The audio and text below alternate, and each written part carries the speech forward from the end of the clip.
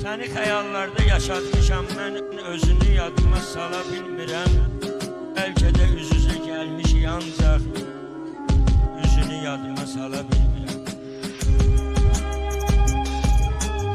Bəlkə də əl verib görüşmüşük də hansısa məclisdə, toyda, düğündə.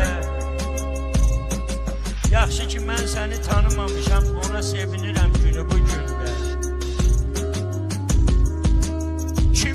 Hardasan, kimdən sən indi?